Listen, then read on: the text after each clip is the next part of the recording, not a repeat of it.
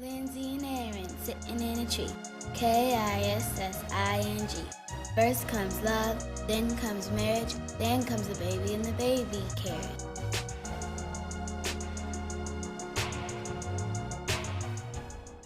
Hey y'all, welcome back to First Comes Love, Then Comes Marriage podcast. My name is Lindsey Jackson. And I'm Aaron Jackson. And this episode we will be talking about influences and gender roles. Let's go.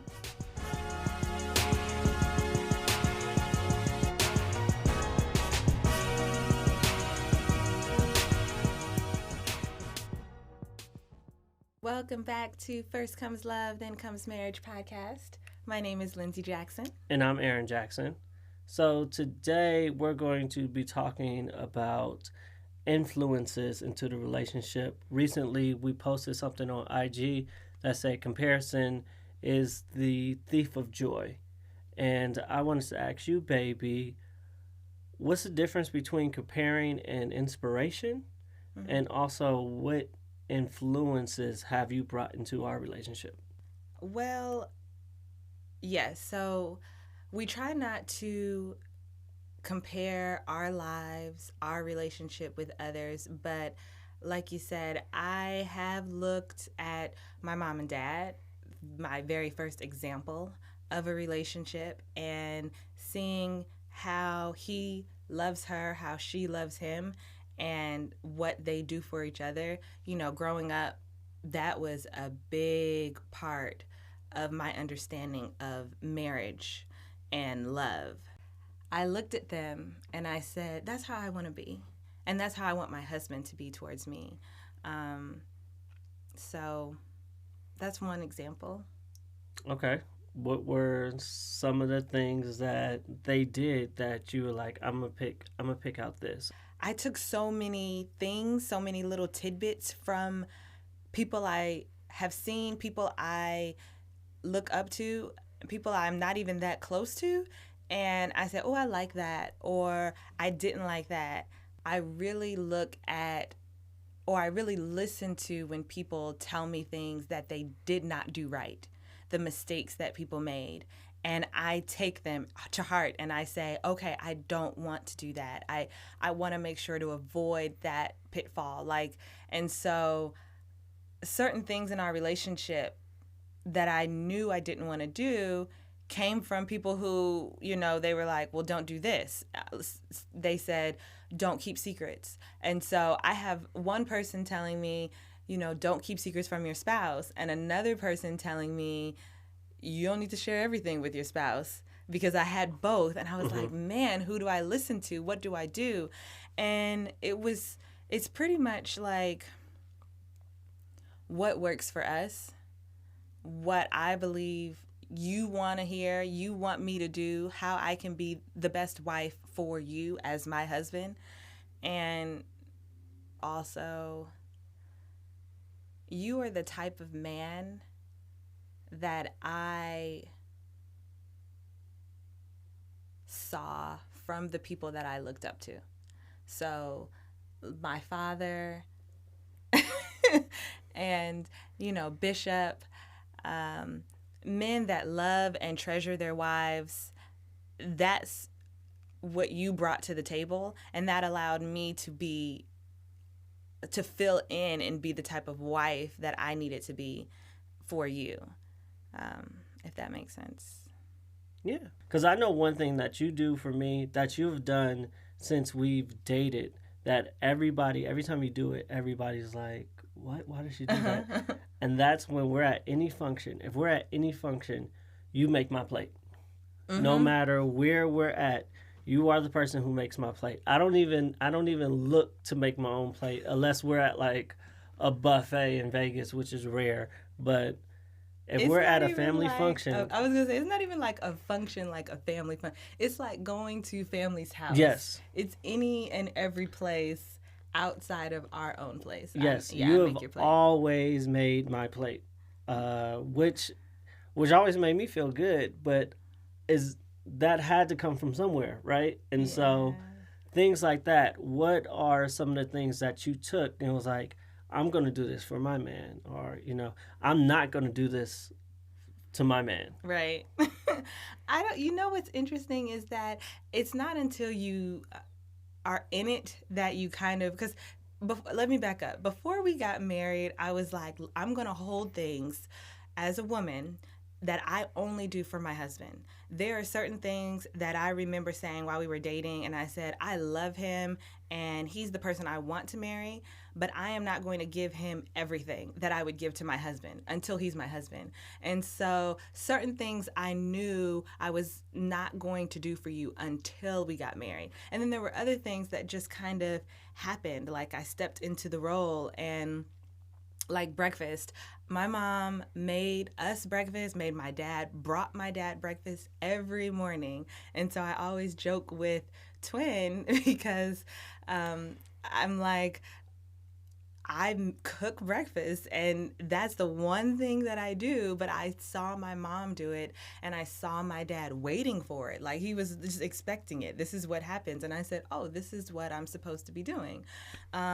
You know, both of my parents worked. So I had a 2-parent household that was working. So I believe that I'm supposed to work, things like that.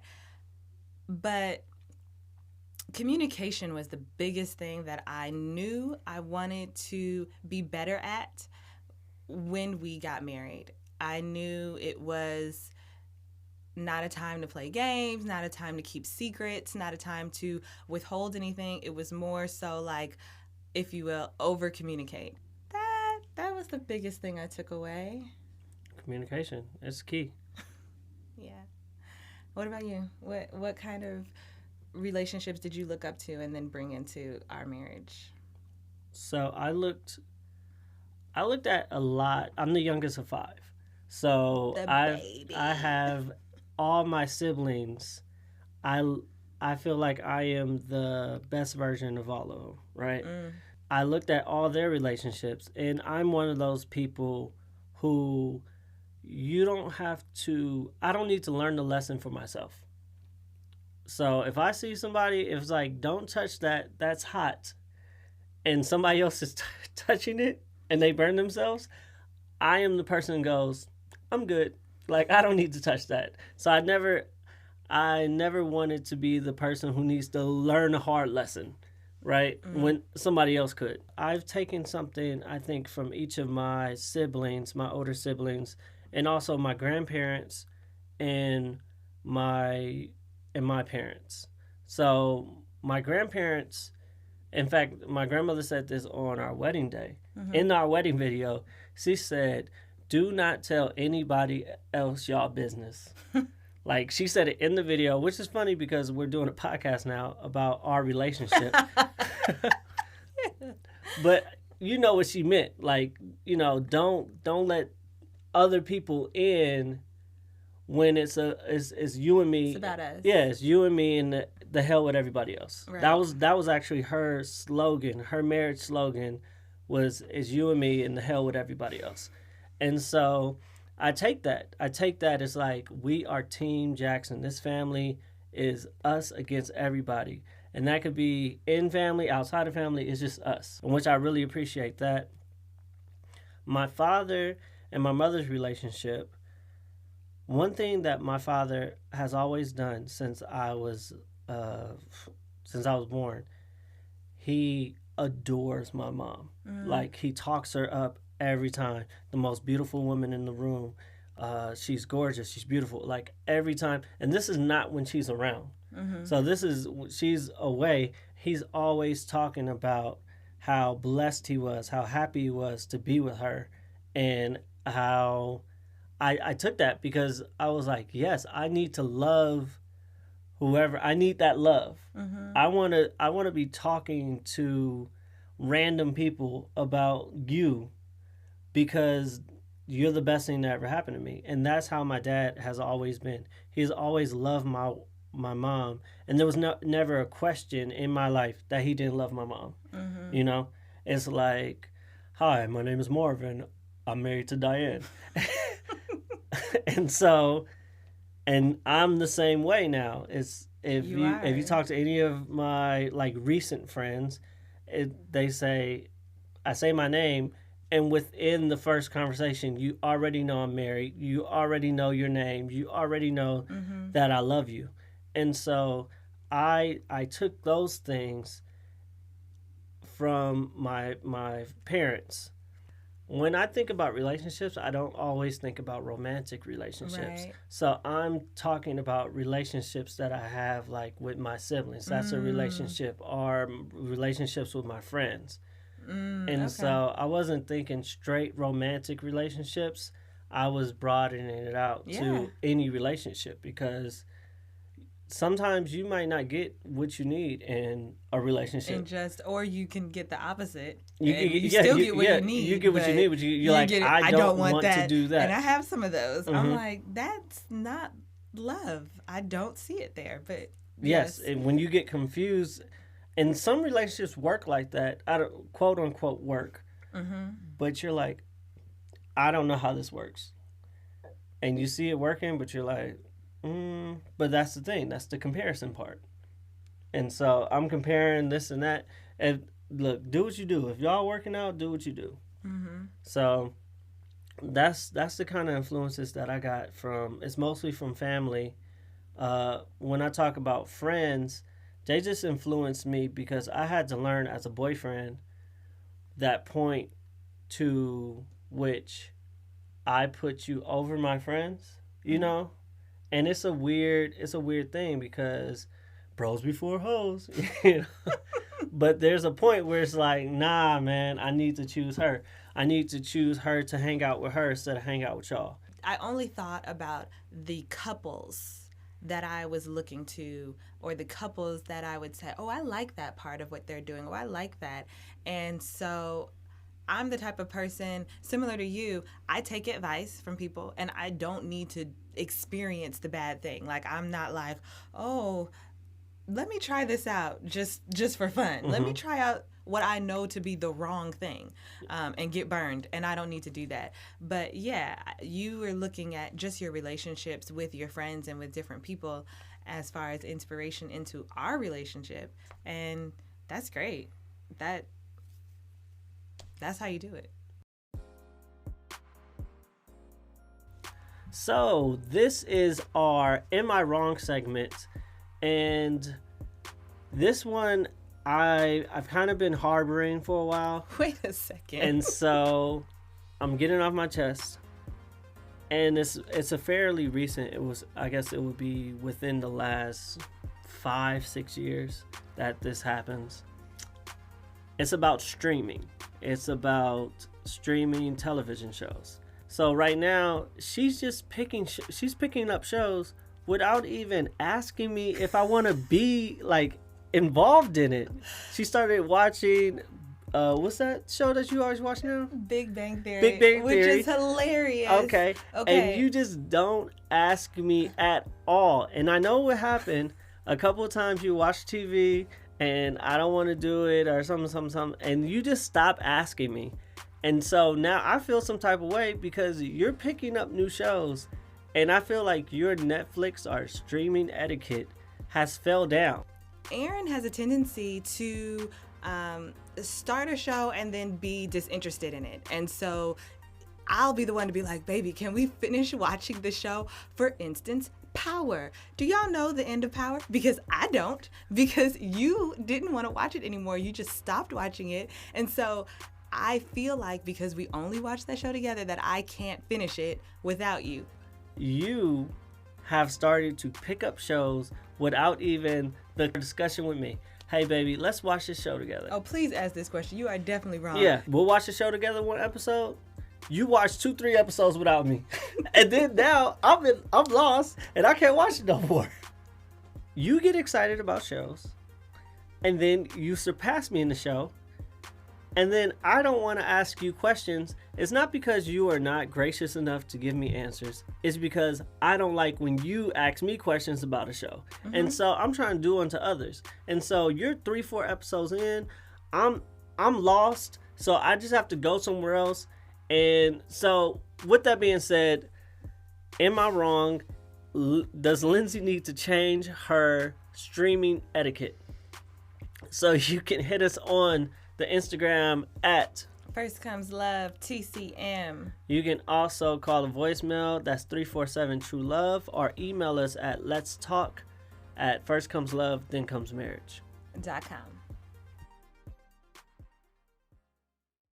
Okay, baby. So, did you have any preconceived ideas for gender roles that you wanted for us? Like, the husband was to do this, the wife was to do that. What did you think, and how did that affect our first couple of years of marriage?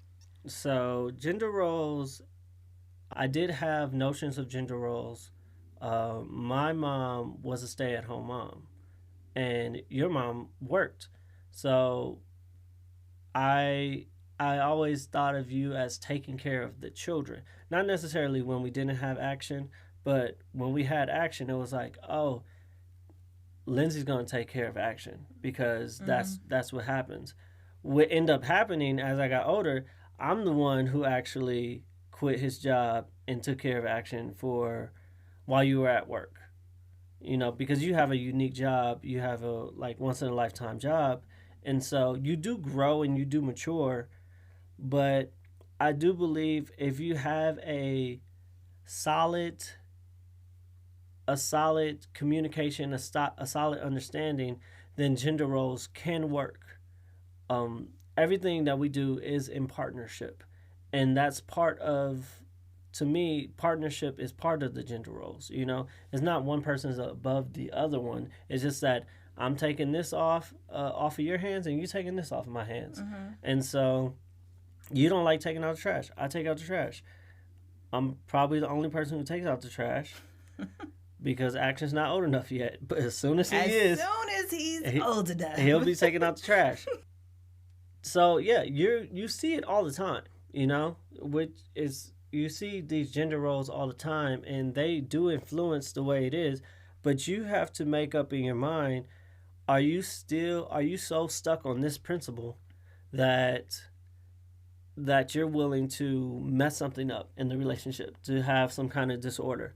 I'm so caught up in my head about, you have to work and I need to be home. Yeah, then it could be to the detriment of the relationship. So you have to self-evaluate and see, where's this discord coming from? Is this principle a core principle? And are you willing to grow? Is this going to help the relationship? Is this about being a partnership, or is it about being right? And so I'm always down for the partnership. Team Jackson. Yeah. So what's your thoughts on gender roles? My thoughts are, gender roles are almost an outdated notion. Nowadays, with this, these I identify as, whatever you want to identify or what have you. It's interesting because there are no specific roles anymore. Like millennial marriages, you go into 20-year-olds that are getting married, do they even have that idea still or not? That's a question. But for me, I've said, I was raised traditionally, and I do adhere to some of the roles. I don't want to take out the trash. You take out the trash. I make your food. That sort of thing. But these are the things that I like to do. So it's not a place where you're making me do something. I need you to do this, and I tell you, I need you to do this, because we're not like that.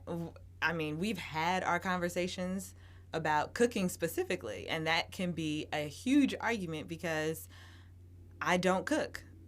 And I've said this many times, and that's a gender role. That's a big role that it's like, you need to find a woman to cook who's gonna cook for you. I say pretty girls only make reservations. And you know what? I will make a reservation. And you rarely make reservations. You be like, I'm hungry. Go find something to eat. Oh, man. I like to go out to eat, but yes and yes. Also, food is not that big of a deal for me, so I'm not going to be that type. Going back to the roles, I do think that there's a place for them, and that place happens prior to getting married.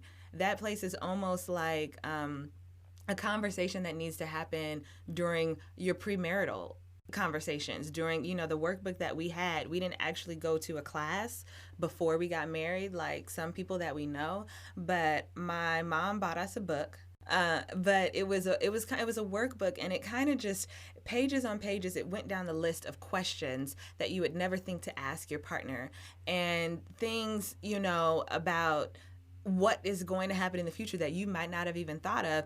And one of them is a question about like bedtime protocol and cooking and things like that. And that's a conversation that's like, oh, so you thought I was going to cook for you? Oh no, that's not what I'm going to. And so that's a conversation that you're going to have. That way, it kind of eliminates the surprise. When I think about gender roles, I think about the roles that the woman is doing. And nowadays, like how you said, I'm not staying at home. I would love to stay at home and take care of Action. So you're not staying at home during the quarantine?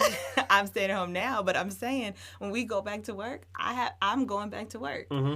And so it's not that I'm not doing, it's just that gender roles usually imply more to me for the woman. But you know what it is? Mostly it's partnership. And you have to have these conversations.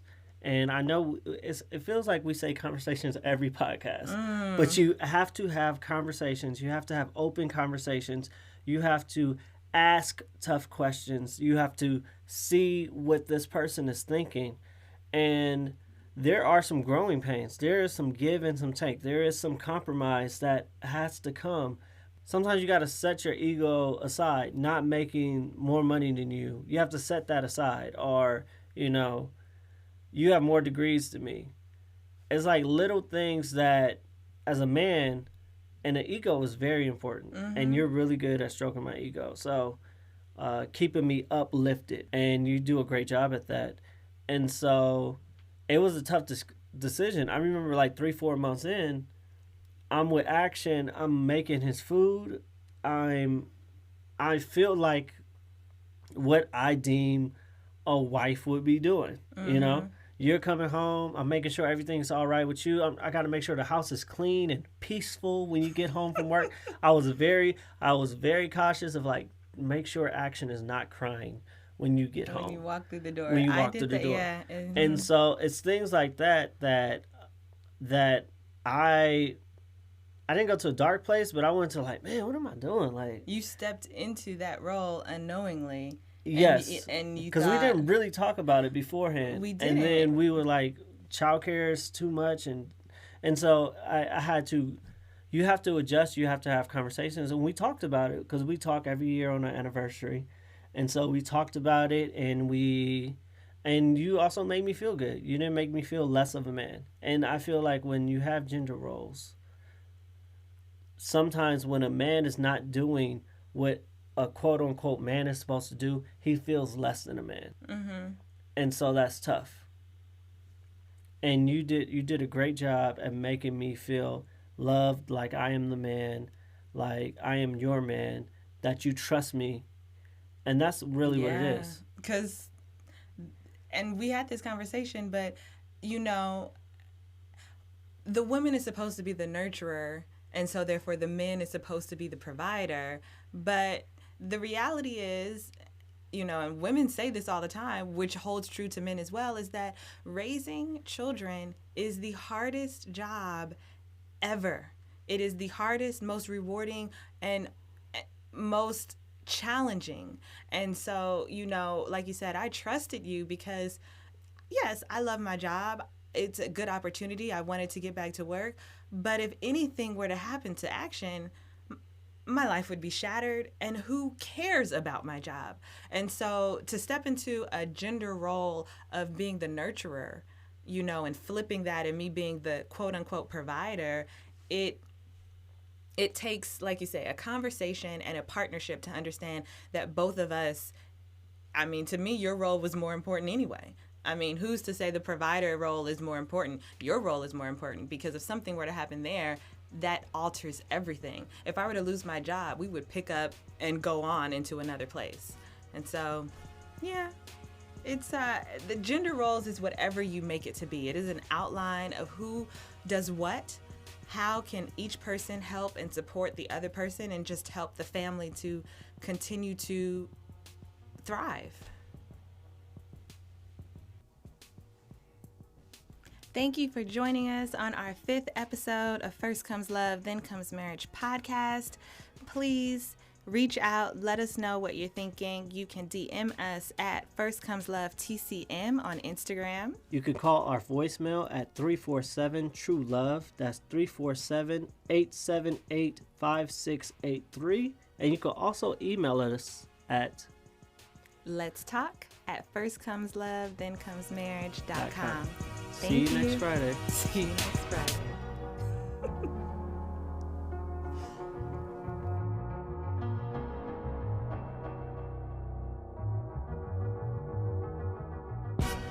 In general, if there's a show that we're watching together, I wait for you. That is a lie. Maury Povich.